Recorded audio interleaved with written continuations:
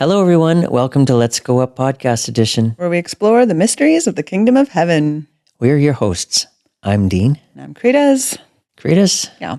Today, we're going to talk about the most excellent way, a most excellent way. Yes. It could be said many ways, depending on which Bible translation you choose to like. I know. Should I read a couple here? We are stealing this from the very end of 1 Corinthians 12, right? That's right. Very last line. So everyone likes their own little flavor to it. So right. ESV, I will show you a still more excellent way.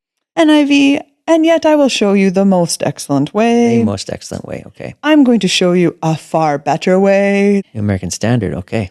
That was 2020, but their old one, 1995, said, I will show you a still more excellent way. So they kind of changed the flavor a little. Right, yeah. The Passion, I will show you a superior way. Oh, that one's good. NLT, these are little rebels here. I will show you a way of life that is best of all. Uh-huh. And then you've got the Message. There's always that one person in class who just can't stay within the word count. That's right. That's the Message. It's like they just can't stay in the limit. They just got paragraphs after paragraphs. And then finally, what is this, like 70 words? But now I want to lay out a far better way for you. They do get to it. They get to it. Just takes them a while. The message eventually comes out of the Message.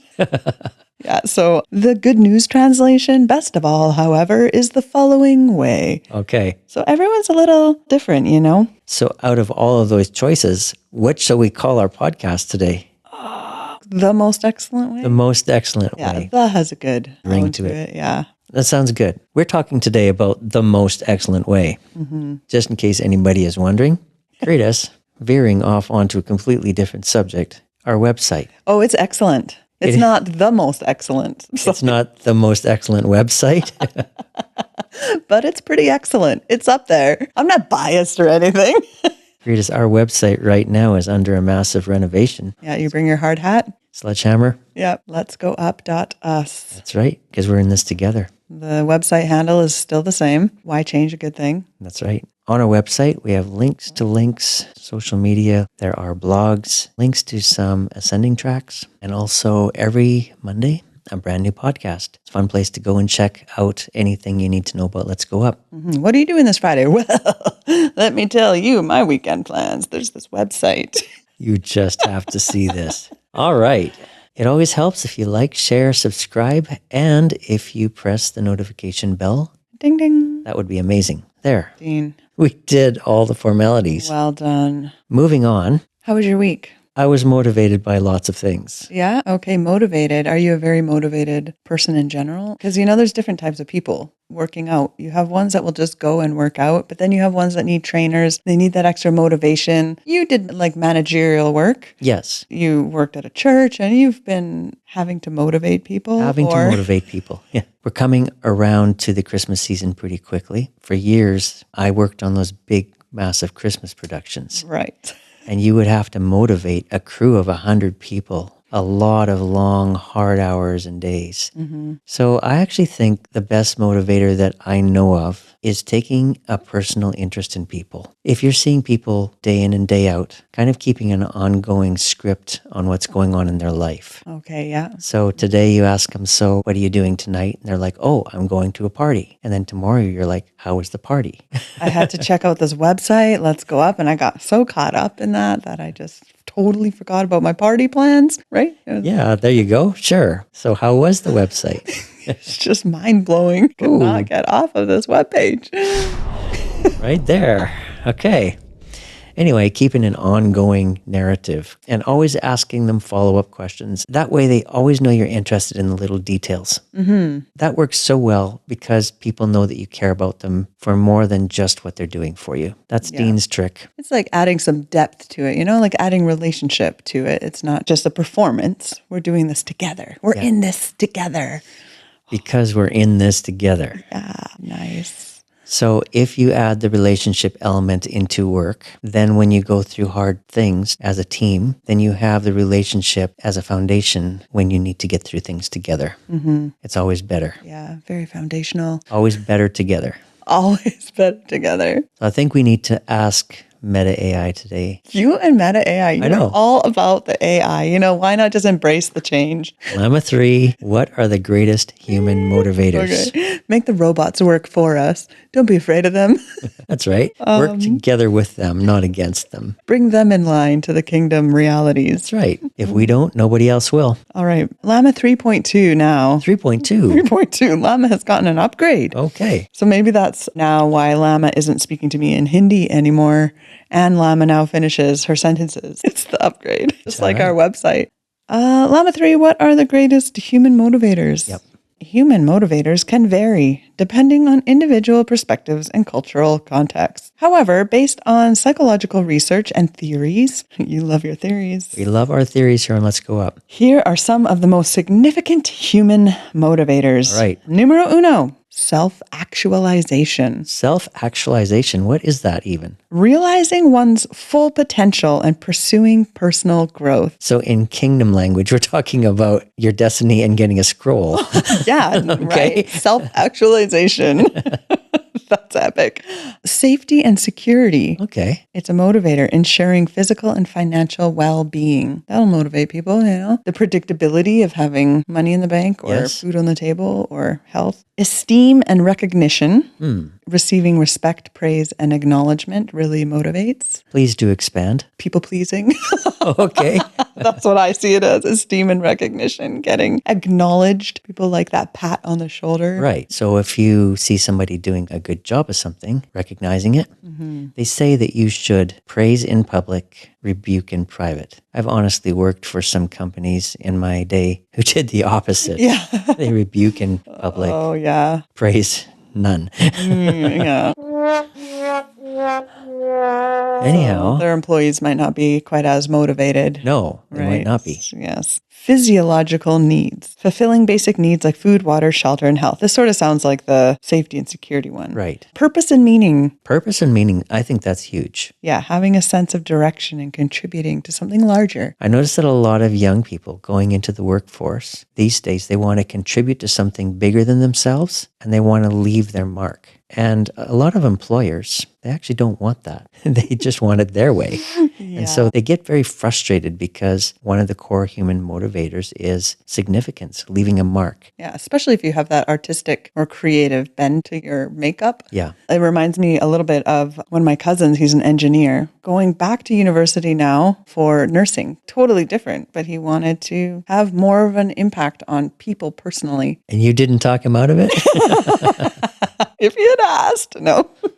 Yeah, I just wanted purpose as far as interpersonal. All right, how many more of these should I read? Autonomy and freedom, exercising control and making choices, having freedom. So seeing a window of opening for freedom in something or a light at the end of a tunnel will motivate somebody a lot more than just seeing a black hole where there's no hope. Yeah, never ending. Never ending, Yeah, right? staying the same, nothing to work for. Right. Personal achievement, social contribution, enjoyment and pleasure, and love and belonging. Love and belonging. Forming meaningful connections and feeling accepted. Love and belonging. I was at a John Maxwell seminar last year, and one of the speakers gave an entire speech on love being the main motivator in the workforce. Wow. Surprised me. You're like, is this man preaching? Yeah.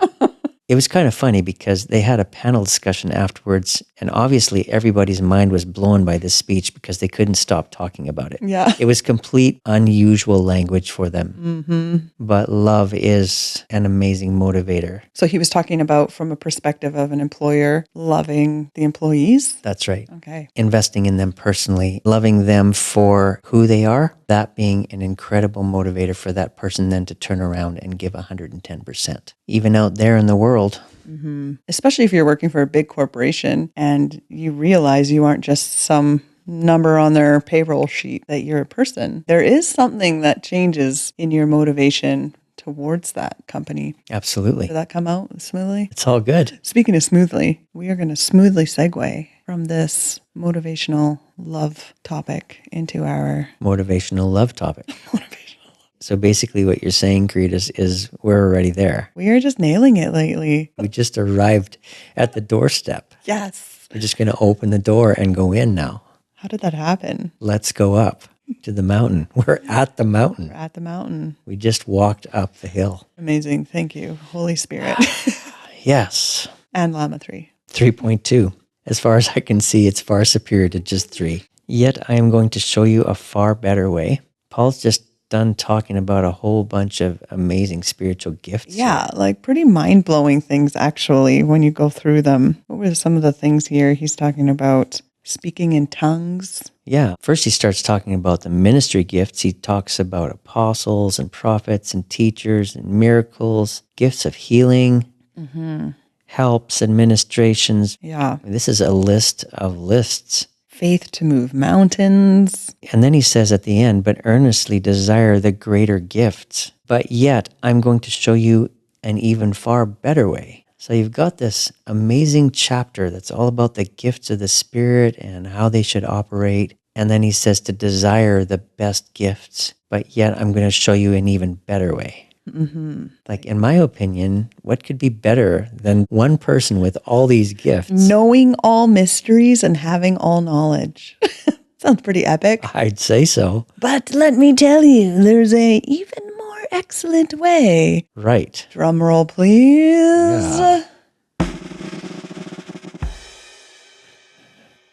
I think he's talking about the way of love. So that's why we're calling this the most excellent way. Yeah, and this episode actually does kind of roll off of the last few we've done. Because we were talking about the identity of Jesus, who he said he was, who God is. And then we talked about our identity from that place. And all of those three things, who we are, who Jesus is, who God is, they always somehow in our conversations boil down to the same topic of love. I'm just going to read the next verse here because this is pretty crazy. So you're jumping in now to 1 Corinthians 13, right? 13. Everyone knows these, like They to a do. degree, often heard at weddings and such. Yep. The love scriptures. Right. Weddings. That's right. You've done your fair share. Another segue tie-in right there. If I speak with the tongues of mankind and of angels, but do not have love, I've become like a noisy gong.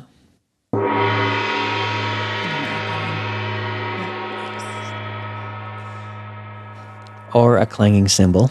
If I have the gift of prophecy and know all mysteries and all knowledge, and if I have faith so I can remove mountains, that's pretty massive right there. Goodbye, obstacle 1.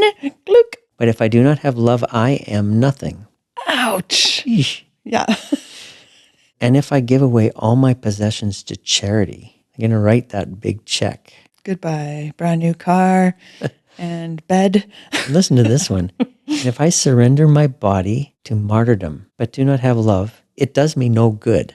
Well, Yeah. that's pretty extreme. He's kind of making a point. Like, we can do all these things outside of actually loving. Like, we can be very motivated to do these things outside of what we're meant to be motivated by. Yeah. Which maybe is why there's a lot of burnout and frustration and exhaustion in a lot of circles. Yeah. How about the verses when Jesus said, in that day, many will say to me, Lord, Lord, in your name I did all of these things. Yeah. You know what I was thinking about that? You know what they start with? They start with Lord, Lord. These are people who wanted to be the servants because the Lord is the master and then we're the servants. And Jesus said, I no longer call you servants, I call you friends.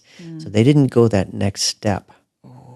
Yeah. These are the ones who called him Lord, like the older brother in the prodigal story. That we did all the right things. Yeah. Yeah. You did all the right things, Lord, Lord, Lord. Yeah. And he says, I never knew you.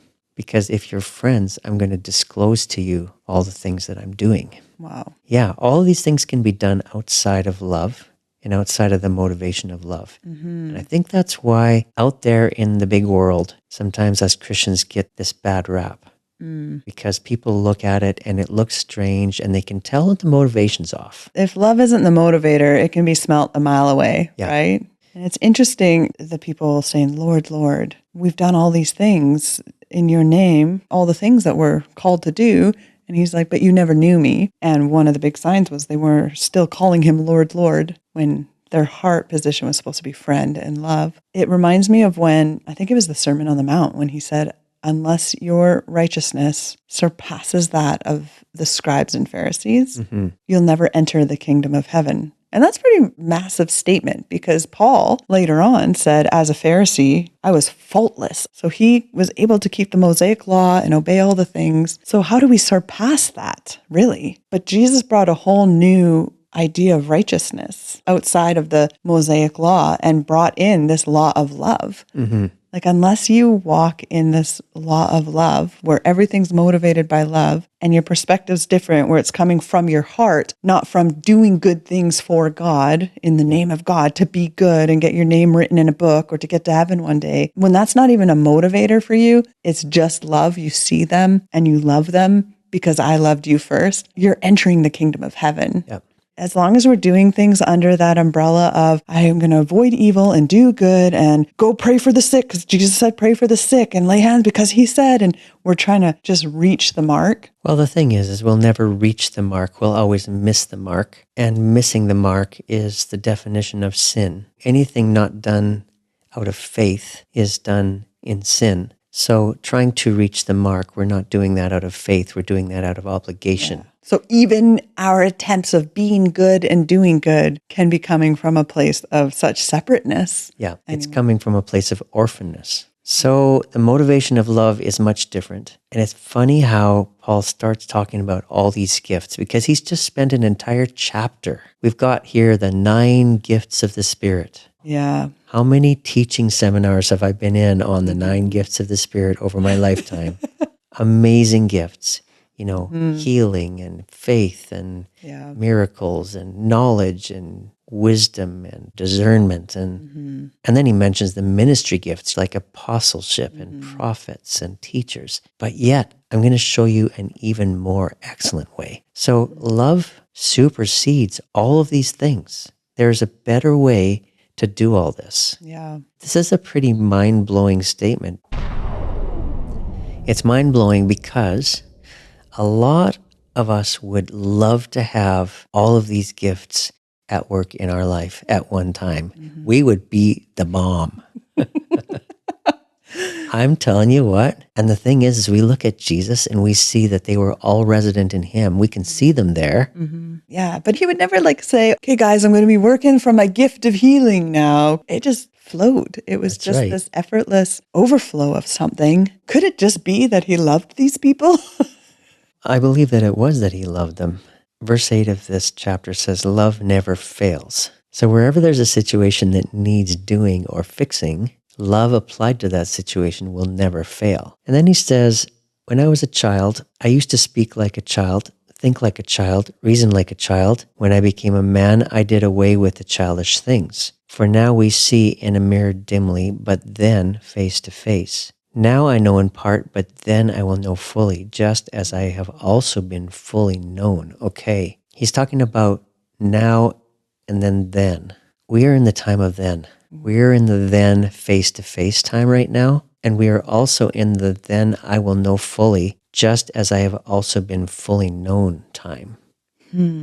Right now, we're at the edge of a brand new age of the kingdom. We are entering into territory that even back then, 2,000 years ago, Paul could only dream of. We're there now. Yeah, what a time to be alive, Dean.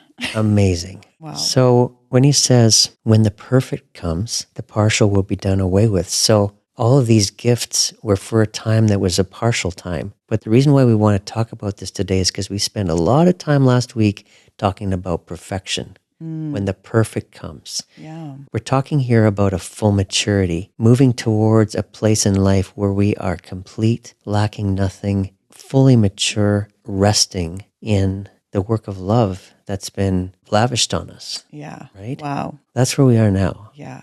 Wow. We're there. That's incredible. It's a good place to wake up, This term or the statement's been kind of rattling around. We've come to know him when? I was reading in Matthew this week, Jesus had compassion on people. He's going off to go pray, but then these people come to him and want more prayer, but having compassion for them, he healed them. It's like we've come to know him when our response is the same. He just had love for these people. He wasn't annoyed. He wasn't frustrated. He wasn't thinking, oh, they're just using me for this gifting I have. It was just compassion. And we've come to know him when we see our heart responds the same way to people, even people who betray you or do something that could be hurtful or whatever. When you respond, just like Jesus responds, and it's just love, we've come to know him. Pretty powerful place to wake up, just so free.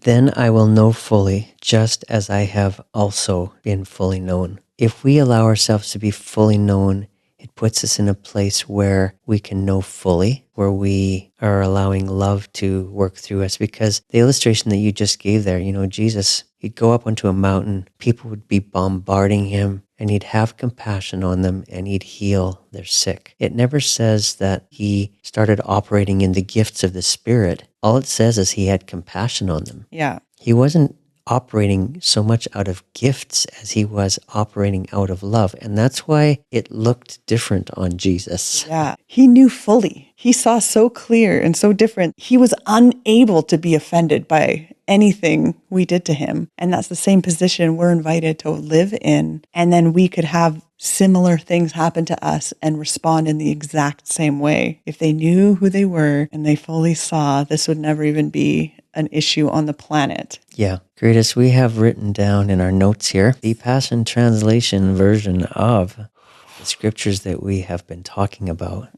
Because the actual title that they give in the Passion Translation of these verses is Love, the Motivation of Our Lives. Oh man, it is so good. Paul, he loved this wording. In 1 Timothy, the goal is love. The goal is love, right? In 1 Peter, it's written, above all things, have fervent love for one another. Colossians, but above all things, put on love, which is the bond of perfection. Love is pretty radical. The passion. Let's go there. If I were to speak with eloquence in earth's many languages and in the heavenly tongues of angels, yet I didn't express myself with love, my words would be reduced to the hollow sound of nothing more than a clanging cymbal. I love the way that he says, and I didn't express myself with love. Really good language. That's so true. Like you could be saying something that's perfectly true and right, but if it's not said through love, people don't receive it. That's like right. It's like there's this wall, like, nope. Okay. And if I were to have the gift of prophecy with a profound understanding of God's hidden secrets. And I think in another translation it says, if I were to know all mysteries, which is what we do here in Let's Go Up. That's right. Okay. And if I possessed unending supernatural knowledge, and if I had the greatest gift of faith that could move mountains, but never learned to love, then I am nothing. Then I am nothing. Ouch! I got nothing.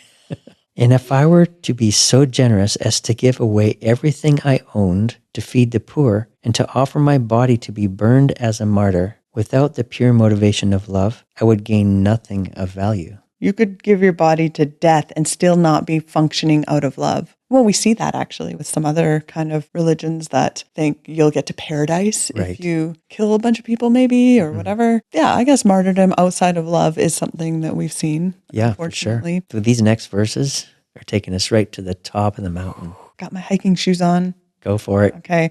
Love is large and incredibly patient. Love is gentle and consistently kind to all. I'm just going to sit back and just soak these in. It refuses to be jealous when blessing comes to someone else. Love does not brag about one's achievements or inflate its own importance. You're like looking really relaxed over there. I'm really relaxed. Please continue. Love does not traffic in shame and disrespect, nor selfishly seek its own honor. Love is not easily irritated or quick to take offense. Love joyfully celebrates honesty and finds no delight in what is wrong. Love is a safe place of shelter, for it never stops believing the best for others. There's that vision again. Always believe the best for others. Love never takes failure as defeat, for it never gives up. Okay, we need to believe this. Love never takes failure as defeat. I think we can fail in something or mess up or make a huge mistake and be very defeated. But God is love, and He never writes you off. It's impossible to do something so bad that God writes you off. He'll never write you off. Impossible, Let's Go Uppers. She said the word impossible. We've normalized writing people off and things off, but He won't. Love never stops loving. that's building right now. I'm excited to read this next part, Let's Karitas. hear it. I feel like this is the key. Okay. It extends beyond the gift of prophecy, which eventually fades away. It is more enduring than tongues, which will one day fall silent. Love remains long after words of knowledge are forgotten. Our present knowledge and our prophecies are but partial. But when love's perfection arrives, so there's our word perfection, the partial will fade away. So this is all about how perfected are we in love, right? When I was a child, I spoke about childish matters, for I saw things like a child, and I reasoned like a child. But the day came when I matured, and I set aside my childish ways. So it extends beyond these things. Love ventures beyond the look of a prophetic word or a gift like the gift of healing or knowledge or wisdom. Love extends past those things. It's not that the gifts don't manifest themselves. It's just that when they flow out of love, they don't even look the same. They're still there, but they just look different. So there are three things that remain: faith, hope, and love. Yet love surpasses them all. So above all else, let love be the beautiful prize for which you run. So there we go. So this chapter starts by listing a bunch of very heroic things and gifts: speaking with tongues, prophesying, knowing all mysteries, having all knowledge, enough faith to move mountains, giving all your possessions away, and surrendering your body to martyrdom. All these things done outside of love amount to nothing. But the thing is, when the perfect comes, all of these things take on a completely different look. And that's what we were talking about last week. Teleos, the word perfection. Brought to its end, finished, wanting nothing, perfect, of full age, and mature. Yeah, we've been so afraid of that word perfection, but there's something so beautiful about it because you realize it's where we're meant to live from, because that's how, no matter what we come across or who we run into or what's happened in our past, our first and only response ends up being love. You can't live that way. Only Jesus did, but he showed us that perfect way. It's how we're destined to walk. It's bursting forth this message, like this is normal. This is our destiny. Yeah. To wake up and respond this way. Yeah, the way of love is so powerful that things find their true expression in love,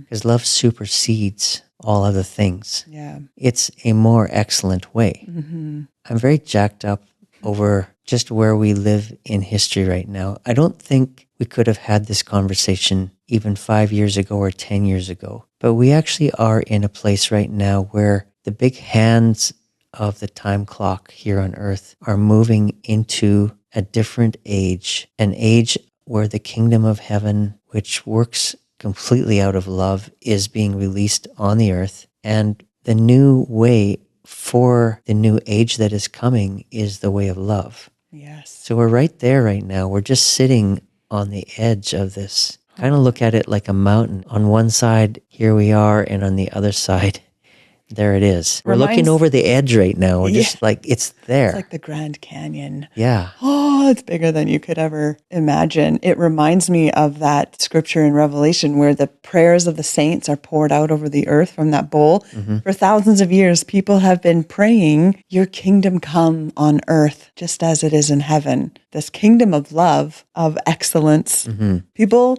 before us for generations have been crying out for this. We're stepping into this age where we're going to start seeing this as a reality. Mm-hmm. Not just little lights here and there walking in it, but as a awareness on the masses. Mm-hmm. And on the other side of this mountain, all of these gifts, these amazing gifts that we've had over here, they'll still be there. They'll still be present, but they'll look like love now. Mm-hmm. Under the guise of love, they look completely different. They're unrecognizable in their current form. So any kind of like school of prophecy or school of healing will actually just be love fest. A love fest, that's right. Let's just get our love on. That sounds weird, but you know what I mean. I do. We need to make sure what kind of love that we're talking about here too. We are talking about agape type love.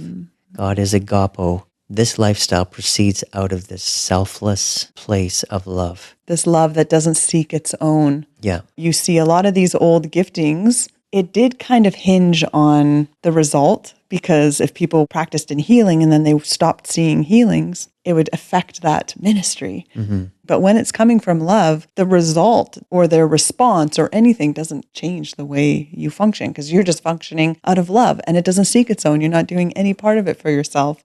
So I do have a question for you, Karitas, about compassion. Have you ever pondered how Jesus would be moved by compassion and he would heal every sick person in the crowd? Yet we can say, well, you know what? My heart was also moved by compassion and nothing happened. What could have been motivating Jesus in a different way than the earthly compassion we know? Because there are a ton of organizations out there called compassion, this or that. Right. As earthlings, we have a big thing for compassion. In fact, we've politicized it. People who aren't even walking by the Spirit have compassion. Right. It's part of the human nature. Like we feel compassion for the victims, but Jesus felt compassion for everybody. I'm just wondering what different kind of compassion moved Jesus. He was moved by compassion to do extraordinary things. And it must have been a different kind of compassion than we experience. Maybe we're having compassion out of brotherly love. Maybe he was having compassion out of agape love. I don't know, because there's different kinds of love. And our human spirit oftentimes attaches a compassionate response to something where we almost put a Band-Aid over something. We'll see something that kind of pulls at our heartstrings. Like say somebody begging for money right beside you, looking at you in the eye and holding out the cup. We'll kind of see the picture in their eyes and we'll kind of give, but it's not necessarily true compassion. It's more emotion. Whereas compassion will genuinely ponder, what is a way that I can deeply help this person? I think we relieve our awkward guilt sometimes, and then we think it's compassion. We're still in the picture. Our emotion had something to do with it. I think maybe you've just hit it on the head. If we're trying to relieve guilt for something that's tugged at a heartstring, that's not the compassion it talks about in the New Testament that moved Jesus. I'm seeing the compassion that moved Jesus as a spiritual force of presence so strong upon him that it literally moved him forward. And when he was moved forward towards whatever it was, that same presence came off him and fixed whatever was wrong. And it was all a force of love. Yeah. It was so compelling that it moved him. I think the word moved is key. Wow. It actually translocated him Whoa. to a different place. Yeah. Compassion that strong, flowing out of agape love. Wow. Mic drop. Always startling when that happens. Whoa, did I just say something epic? I know. Oh, yes, you did. Somebody else has to recognize it.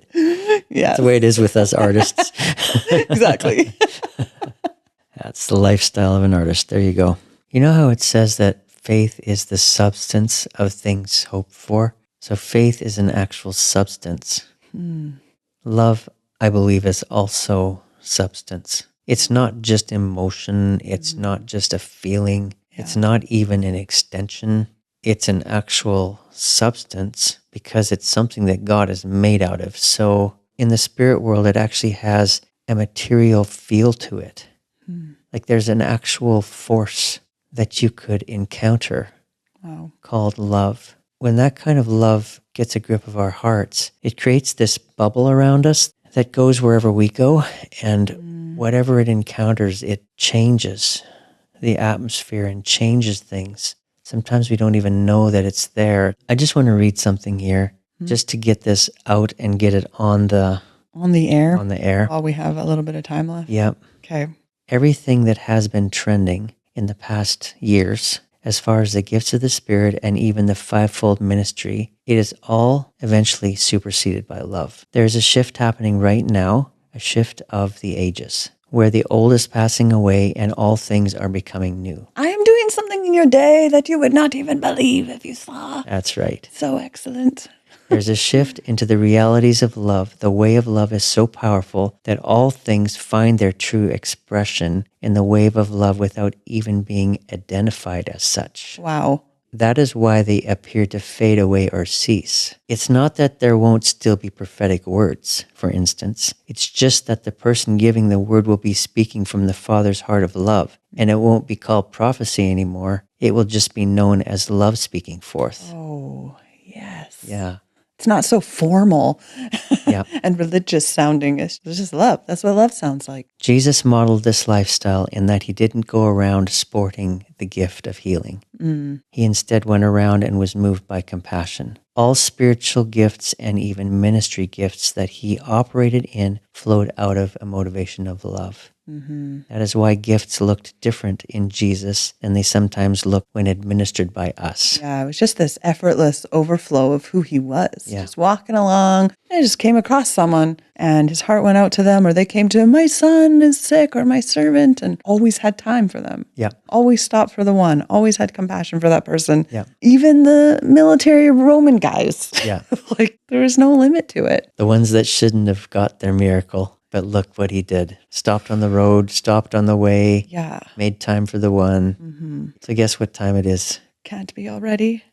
It's time for Oh, Statements with Dean. I thought it was over. I was like, hey, we can't be done already. Statement time with Dean. That's right. Okay, get cozy. I need to get a blanket and then I can pull up that blanket at these times. Your wife has tons of blankets. I really need to get one of her really fuzzy ones. We have a lot of blankets around here. These are just to get us over the edge of the mountain, looking at the other side, and we can end with these. So Okay. The granola bars at the end of the hike, you know? that's right. Yeah. I like this statement. I don't know why it came to me, but love is a gravity. Ooh. We're drawn to love in much the same way that we are drawn to light. It has a gravity to it, a gravitational pull. Yeah. You do start to notice that as you start just loving people and asking the Lord, I want to see people the way you see people. Start receiving his love so that you can love others. People just start coming to you, right? In Isaiah, one of the prophecies when you talked about the nations will be drawn to your light. To your light, yeah. They're drawn to it, to the light, to the love. Oh, Yeah. are you ready for it, guys? All right. Are you ready? Statement number 2. Statement 2. Love is definitely a frequency. It can be felt. It can be heard. It is actually the highest frequency that exists, very top. Yeah, it's a frequency that will heal your body. It's a frequency that brings peace. It's all encompassing. Okay. Statement 3. Love is a force of nature. Oh, okay. What do you mean by this? What I mean by that is that love proceeds out of nature. Love proceeds out of our new nature. Wow. It's a force of our nature. It's a force that comes from the nature of God. It comes out of nature. So because we have a new nature, and because our nature is born from incorruptible seed, the nature of God is the nature of love. God is love. That means love proceeds out of us as a force of our new nature. Okay. Loving that one. Statement 4. Love supersedes all law and commandment. Jesus said, a new commandment I give to you. Love is the new command, and it is written in our hearts. And because of that, it's part of our nature. I will give them a new heart. That's right. Okay. Do you have another statement? 2 more. 2 more statements. Okay. Statement 5. Love supersedes all giftings, callings, Yeah. and destiny. Yeah. Perfects them, really. That's right. And it moves them to a place where they're not even recognizable as such anymore. You're no longer identified from a calling, like I am a prophet. That's right. You're just love, and you prophesy from being love. That's right. You speak out of love, and it becomes words of destiny over people. Oh, Yeah. so good. Okay, last one. Last one. Love is the new word for the brand new age that's coming upon us. Oh, yes. It's the new way of the next age, Wow. the age of the kingdom. Love is the way of the kingdom. Wow. So let's take it by force, Yeah. right? Let's hold this thing. Nothing else matters. Nothing else surpasses this. It never fails. Never fails. It Yeah. can't fail. Above all things, have fervent love. This is it, guys. Okay, Karitas, that's where we're going to leave it today. That is incredible. I loved it. I loved it. It was excellent. Perfect. Perfecto. That's right. So have an awesome week, everyone. This week we're going deep into the way of love, and we will see you in a week's time. You have any final words, Karitas? We love you. We love you. Have a great one. Okay, bye. Bye.